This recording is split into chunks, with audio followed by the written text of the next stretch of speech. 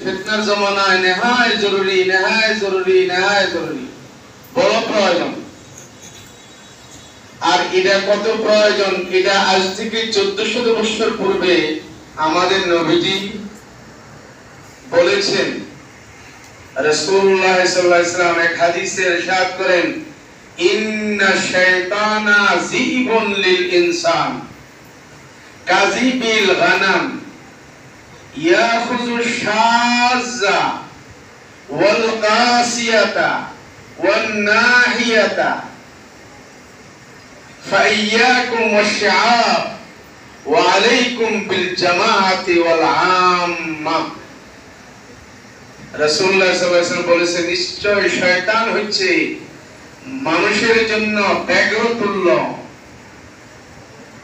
যেরকম বকরি আর চতুষ্পদ জন্তুর জন্য বাঘ ডেঞ্জার বিপজ্জনক, এরকম শয়তানও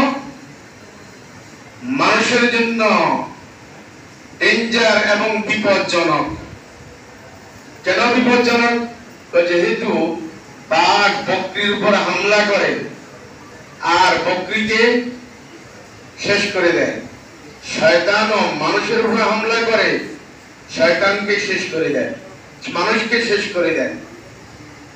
তবে রাসূলুল্লাহ সাল্লাল্লাহু আলাইহি ওয়াসাল্লাম বললেন, বাঘ বকরির উপর হামলা করে কখন এটা বুঝতে হবে। বাঘ বকরির পালের উপর কখনো হামলা করে না, এটা তার নীতি না। সে ইজতিমাইয়তকে ভয় পায়। বকরি যখন পালের সাথে থাকে হামলা করে না, হামলা করে কখন? ওই বকরিকে যেটা শাযা, ওই বকরিকে যেটা কাসিয়া, ওই বকরিকে যেটা নাহিয়া। শাযা মানে একা চলে, কাসা মানে জমাদের সাথে চলতে চলতে সে অনেক আগে চলে গেছে, যেটা আমরা কই হাজরামি, বেশি চালায়। জমাদের সাথে চলতে চলতে জমাটা আমাদের মানে না, এটা নিজেই একাই মুরব্বি হয়ে গেছে। আর নাহিয়া মানে যে সাইডে চলে যায়। শাযা হলে একা থেকে যায়, তার মানে যে সংঘবদ্ধ জীবন যাপন করে না, যার ইজতিমাইয়ত নেই, তার উপরেই বকরি হামলা করে, বাঘ হামলা করে। এরকম মানুষ যখন নাকি একা থাকে ইজতিমাইয়ত থাকে না, শয়তান তাকে বিপদগামী করে। সে মুতামিম হোক, মুদাররিস হোক, মুফতি হোক, মুহাদ্দিস হোক, যাই হোক না কেন, যখন সে বিচ্ছিন্ন জীবন যাপন করবে, শয়তান তাকে এক পর্যায়ে গ্রাস করে নেবে, টেরও পাবে না। এই জন্য শয়তানের প্ররোচনা, শয়তানের ওয়াসওয়াসা থেকে বাঁচবার জন্য চাই আমাদের ইজতিমাইয়ত। আলহামদুলিল্লাহ, এই দুই থানা মিলে বড়দের কিয়াদতে যে ইজতিমাইয়ত কায়েম হয়েছে, এটাকে আরো মজবুত করতে হবে এবং আরো এগিয়ে নিয়ে যাইতে হবে। কি বলেন, কথা ঠিক কিনা? প্রস্তুত আছেনি আমরা? কারা কারা প্রস্তুত? একটা হাত তুলে দেখান।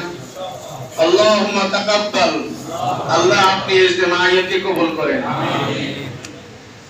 কিন্তু ইয়াদ রাখতে হবে, এই যে ইজতিমাইয়তের কথা বলা হলো, এটা হলো যাহিরি ইজতিমাইয়ত। এর পাশাপাশি আরেকটা ইজতিমাইয়ত লাগবে, ওটা হলো হাকিকি ইজতিমাইয়ত, বাস্তব একতাবদ্ধ জীবন যাপন, সংঘবদ্ধ জীবন যাপন। সেটা কিভাবে হাসিল হবে? বাস্তব সংঘবদ্ধ জীবন যাপন হাসিল হবে তাদের সাথে নিসবত কায়েম করার মাধ্যমে। কি কায়েম করার মাধ্যমে?